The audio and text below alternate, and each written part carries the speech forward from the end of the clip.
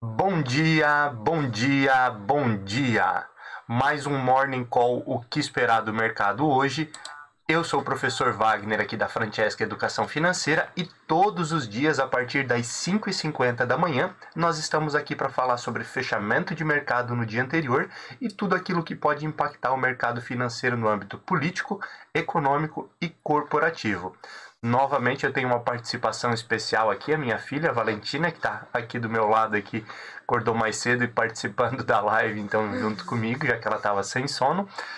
Hoje, dia 29 de julho de 2021, nos aproximamos aí de fechar o primeiro mês do segundo semestre, né?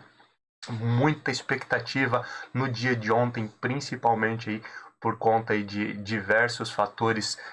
relacionados à economia exterior, quando olhamos aí para o Federal Reserve, né, e o FOMC lá nos Estados Unidos, e a gente vai falar um pouquinho sobre toda essa questão, então não se esqueça, deixa seu like, se inscreve no canal, compartilha esse conteúdo, que assim o YouTube entende que é um conteúdo relevante e entrega isso a cada vez mais pessoas de forma gratuita.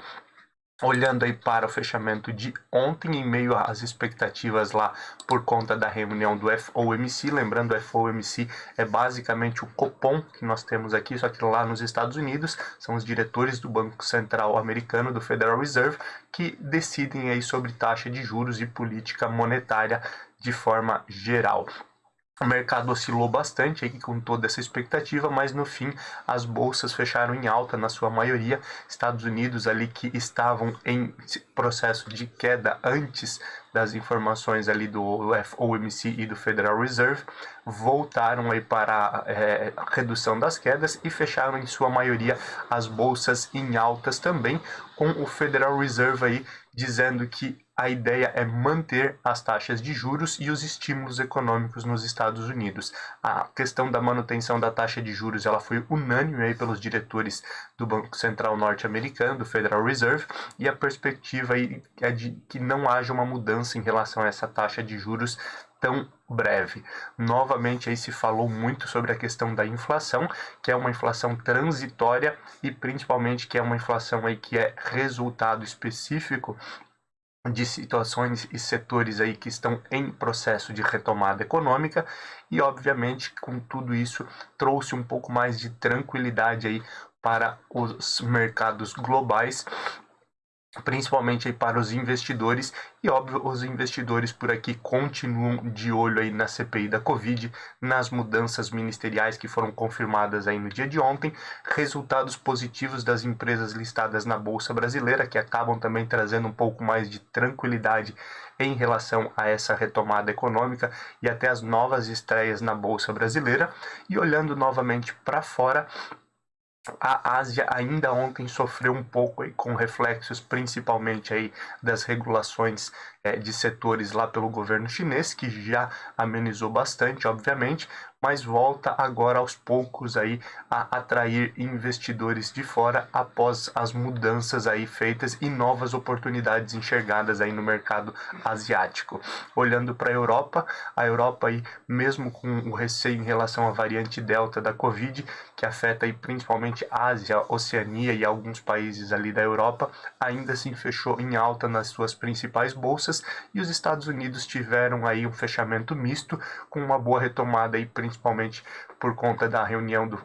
FOMC e trazendo boas expectativas para o restante da semana e para o fechamento aí do mês de julho. Vamos olhar em números especificamente o que aconteceu no dia de ontem e aí nós conseguimos a partir disso então dar andamento aqui e entender um pouco melhor aquilo que pode impactar o cenário no dia de hoje.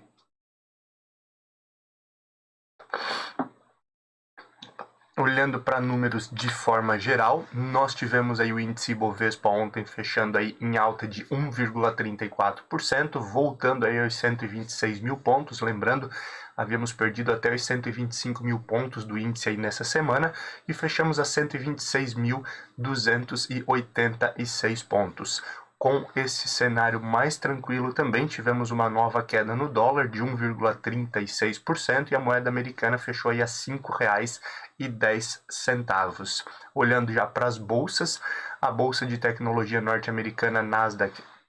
fechou aí a 14.762 pontos, uma alta de 0,70%, depois aí dos movimentos de queda do dia de ontem. S&P 500 fechou lateralizando negativamente aí a 0,02%, 4.400 pontos, e Dow Jones aí que teve a maior queda aí, não conseguiu se recuperar a tempo no dia de ontem, após as informações referentes aí à reunião do FOMC,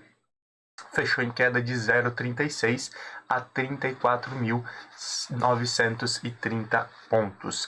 Olhando aí para a Europa, euro também continua em queda, uma queda de 0,45%, e o euro fechou aí a R$ 6,08.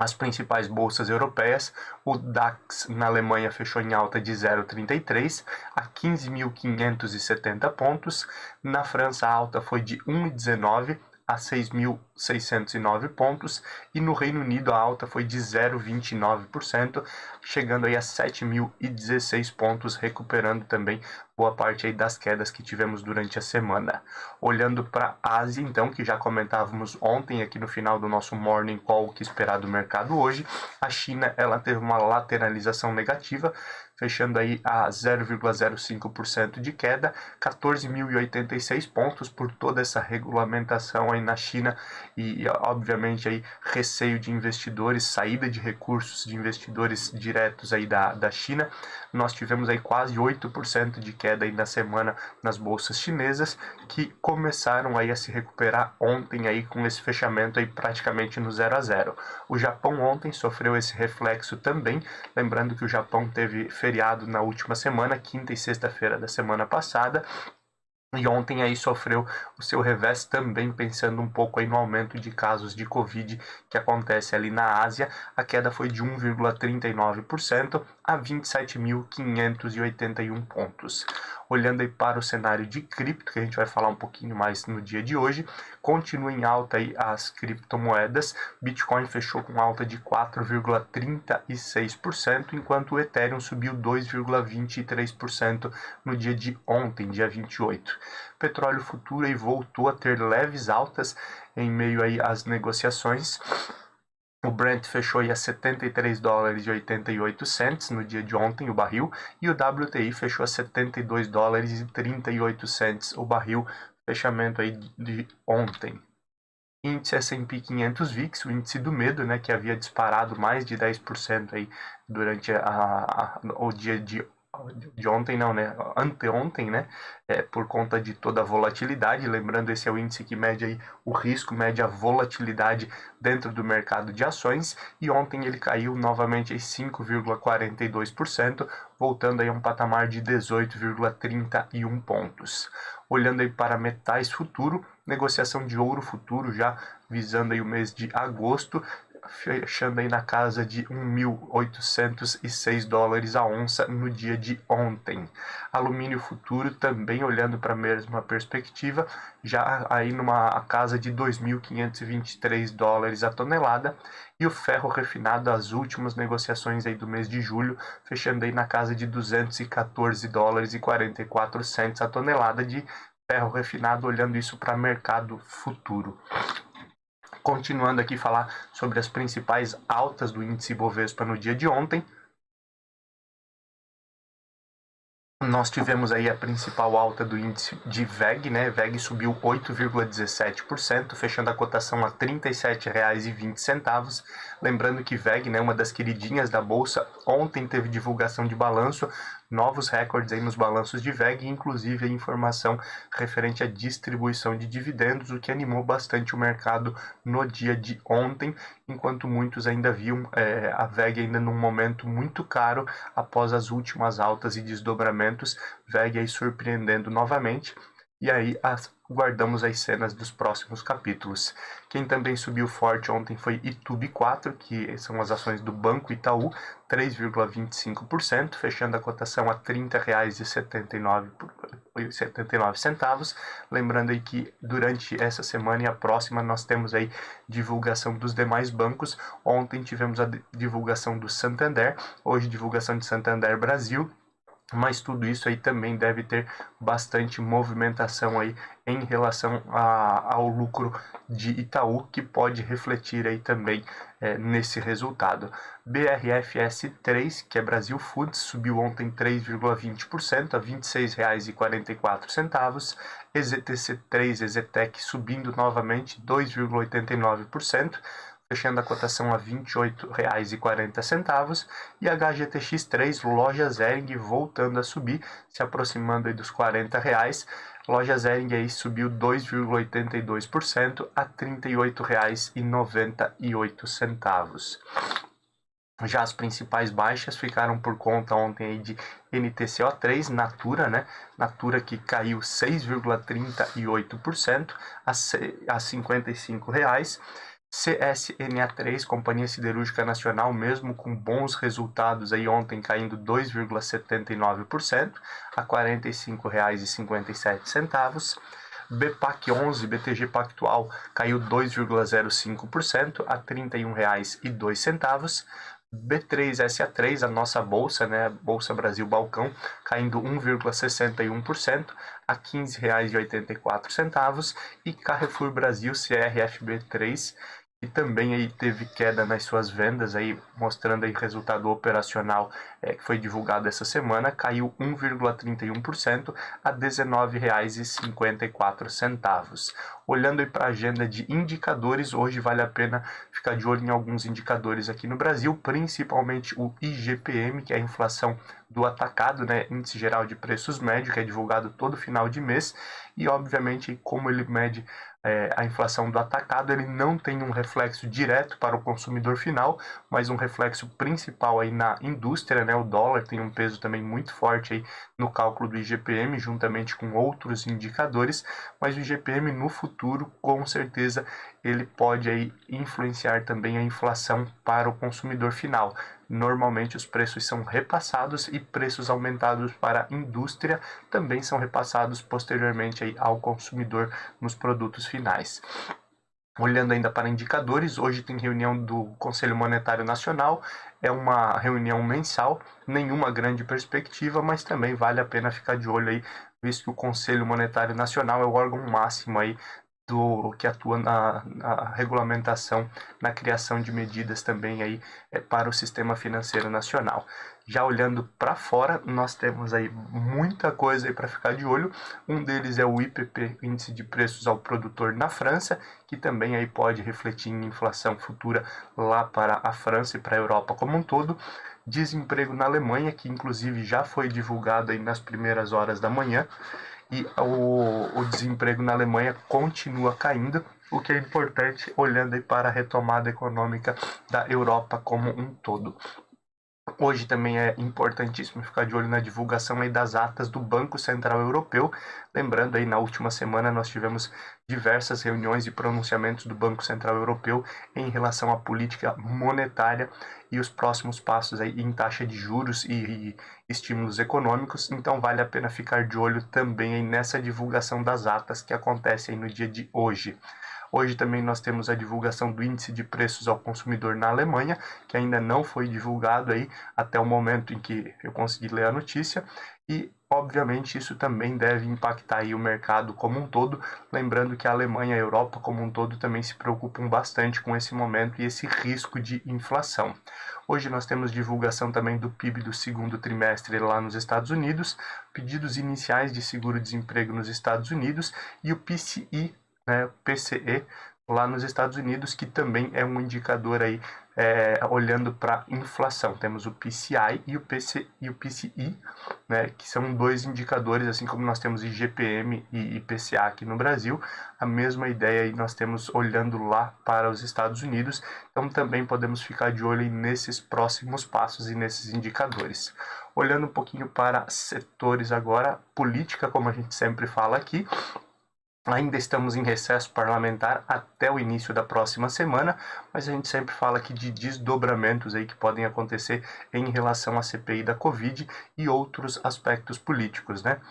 A CPI da Covid, aí, desdobramentos que já estão acontecendo, o Tribunal de Contas da União volta a investigar aí o Eduardo Pazuello, que de acordo com a investigação, e se o processo for adiante, ele for condenado, ele inclusive pode ficar inabilitado aí para cargos públicos devido aí a problemas, né, na gestão dele como ministro da Saúde e também tudo aquilo que aconteceu aí, ele como ministro e também os depoimentos dele na CPI da Covid. Olhando aí para a continuidade também de desdobramentos, a Controladoria Geral da União, ela vê fraude em documentos enviados aí pela Precisa, lembrando a Precisa que estava intermediando, que estava vendendo as vacinas da Covaxin aqui para o Brasil, né? E onde houveram aí todos esses desdobramentos que aconteceram aí por parte da CPI da Covid, que a gente vem discutindo aí nas últimas semanas, e agora a controladoria ela vai abrir então um processo aí contra a Precisa por conta dessa fraude em documentos, o que pode também impedir aí que a Precisa comercialize ou tenha contratos futuros aí com órgãos públicos a nível nacional por um período aí de até 4 anos. Então aguardamos também, mas são desdobramentos que já estão acontecendo e podem impactar o mercado como um todo. Olhando agora para a reforma tributária, né, que também volta a ser discutido, obviamente, aí na próxima semana, principalmente aí por conta aí da retomada pós-recesso parlamentar, algumas discussões aí, principalmente aí em relação à tributação de dividendos, que a ideia é que empresas optantes do Simples fiquem isentas dessa tributação de dividendos aí nesse primeiro momento. Então é uma discussão que a princípio deve ser continuada aí nesse sentido. E ainda falando em reforma tributária, mas aí agora olhando muito para a atuação do Senado, os senadores aí que estão cuidando principalmente aí dessa reforma tributária, eles retomam aquela discussão que estava parada, que é um projeto um pouco mais amplo de reforma tributária da unificação de impostos para facilitar a vida aí das empresas brasileiras, né? Lembrando, existe um cascateamento, uma quantidade muito grande de impostos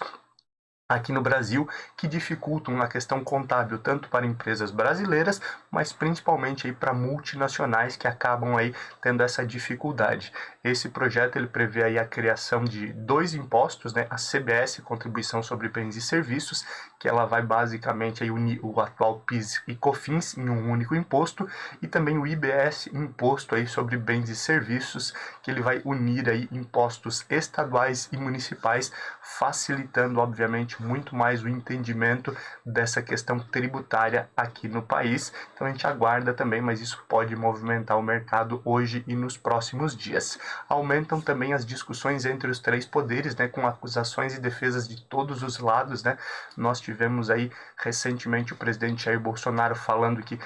ele teria problemas em relação ao cumprimento da legislação se ele vetasse todo o fundo eleitoral, todo o fundão, o fundo partidário. Ao mesmo tempo, alguns parlamentares contrários ao presidente Jair Bolsonaro se manifestaram e inclusive pediram relatórios específicos mostrando que ele poderia vetar todo o valor do fundão e inclusive o valor obrigatório, segundo acusações de diversos parlamentares, poderia ser menor do que o que foi na última eleição, partindo então diversas acusações de todos os lados. Ao mesmo tempo, na semana, nós temos também o presidente Jair Bolsonaro criticando aí diversos ministros do STF, principalmente quando a gente fala da possibilidade do voto impresso. E ontem aí o STF, o Supremo Tribunal Federal, entre aspas, dá o troco aí lançando um vídeo explicativo aí de que ele, como órgão, Supremo Tribunal Federal Judiciário, não mexeu em nada em relação aos poderes do atual presidente Jair Bolsonaro na condução da pandemia. E, óbvio, tudo isso acaba impactando, toda essa briga acaba impactando aí o mercado financeiro como um todo. Continuando aqui para a gente entrar em aspectos da economia, o Supremo Tribunal Federal, através do ministro Alexandre de Moraes, ele finalizou, né, uma condenação, ele anulou uma condenação que já tinha sido confirmada lá pelo Tribunal Superior do Trabalho, pelo TST, em relação à Petrobras, né, uma dívida de 17 bilhões aí que a Petrobras teria aí com mais de 51 mil funcionários e ex-funcionários, foi anulada ontem por decisão então do STF, através do ministro Alexandre de Moraes, reduzindo bastante aí a dívida trabalhista da Petrobras. A gente falou na época em que a Petrobras aí foi condenada a esse pagamento e, obviamente, aí o ministro Alexandre de Moraes entendeu aí que não era válida a cobrança, principalmente porque isso tinha referência a um acordo coletivo lá do ano de 2007, que foi feito aí entre Petrobras e sindicatos trabalhistas, e como os sindicatos na época aprovaram, automaticamente aí se tornou inconstitucional o fato ou qualquer pedido posterior aí dos funcionários que entraram com essas ações. Continuando aqui, ontem aí a gente já falou bastante sobre isso, né, sobre a decisão do Federal Reserve, o Banco Central norte-americano, mas por unanimidade aí eles mantiveram a taxa de juros, né, entre 0 e 0,25% ao ano. Não existe inicialmente uma perspectiva dessa mudança e também mantiveram aí a compra de títulos de forma geral, a recompra de títulos aí na casa dos 120 bilhões. Lembrando aí que essa recompra de títulos, ela tem uma parte que são títulos públicos, uma parte aí que são títulos privados, cerca de 40 bilhões que são títulos privados que são comprados aí pelo governo, pelo Banco Central americano aí por mês. Existe, óbvio, uma perspectiva aí que parte desses títulos aí criem uma bolha imobiliária, porque são títulos de instituições financeiras, títulos aí de hipoteca, né, de dívidas hipotecárias. E lembrando, nós tivemos lá em 2008, 2009 a crise do subprime, que muita coisa aconteceu também por conta dessas dívidas e por conta dessa bolha. Existe, óbvio, toda essa preocupação e também existe aí essa perspectiva de começar a reduzir aos poucos aí essa recompra de títulos privados aí por parte do Banco Central norte-americano. Isso obviamente mexe bastante com o mercado, mas tranquilizou bastante o mercado ontem a fala do presidente e principalmente a unanimidade aí dos membros do Federal Reserve em definir sobre essa continuidade aí da recompra de títulos. E apesar de ser transitória, a inflação aí ela pode ser mais resistente do que o esperado. Também foi uma das falas de Jerome Powell no dia de ontem, o que também mexe aí com as treasuries, né, os títulos públicos aí lá nos Estados Unidos. Mas o momento deu tranquilidade e, obviamente, aguardamos as cenas dos próximos capítulos, mas sempre é bom estar a par de tudo aí que movimentou e pode movimentar o mercado. O cenário atual aí, de acordo com estudos, ele está bem propício para que grandes empresas emitam dívidas, né, e captem recursos através de dívidas, seja através de abertura de capital, onde elas vendem parte aí da empresa, ou emissão de títulos, notas promissórias, debêntures, né, que acabam aí facilitando aí para as grandes empresas buscarem capital no mercado sem precisar ir a grandes bancos e sem precisar pagar tantos juros. Já por outro lado, o momento aí não é tão bom, mas as empresas menores, né, médias e pequenas empresas acabam aí tendo que recorrer aos bancos aí para busca de capital de forma geral, o que também é importante então ficar de olho aí no índice de liquidez e também nos créditos bancários e nos empréstimos bancários aí, que também teremos divulgação em breve. Os senadores norte-americanos, e esse é um assunto aí que pode mexer bastante com o mercado de forma geral, estão discutindo a possibilidade aí de impostos sobre os criptoativos para bancar os planos de infraestrutura. Lembrando, né, teve o plano Biden lá atrás, 1,9 trilhões destinado praticamente aí a estímulos econômicos, e depois a discussão aí sobre os planos aí que podem gerar até 3 trilhões, era a ideia do Joe Biden, né? Ele iria aumentar impostos de empresas para custear todo esse plano de infraestrutura que duraria até 8 anos. Existe toda uma negociação entre republicanos e democratas, onde os republicanos e democratas acabam aí discutindo qual a melhor maneira para não aumentar impostos sobre empresas e também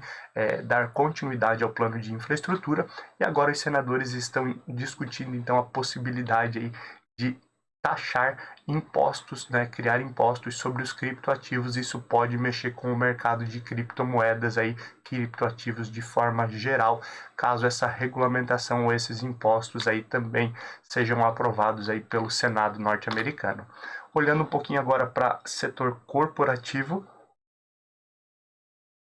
bastante notícia no dia de hoje, né? O lucro do Facebook no segundo trimestre ele dobrou o resultado então do segundo trimestre do Facebook e chegou aí a 10 bilhões de dólares, né? Então, importante também, olhando aí para o mercado, isso pode influenciar positivamente aí o resultado da Nasdaq, Bolsa de Tecnologia Americana, assim como já influenciou no dia de ontem. Ontem também nós tivemos a divulgação do resultado do balanço da Vale, que subiu mais de 600% em relação ao lucro, em relação a 2020, onde obviamente ainda teve muitas despesas por conta das tragédias que aconteceram de rompimento de barragens, né? Mas óbvio que o ano de 2021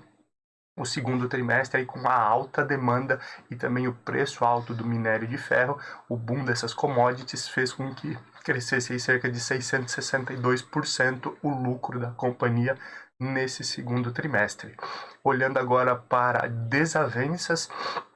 no mercado corporativo, a TIM abriu um processo aí contra o C6 Bank, que é atual parceiro da TIM, né?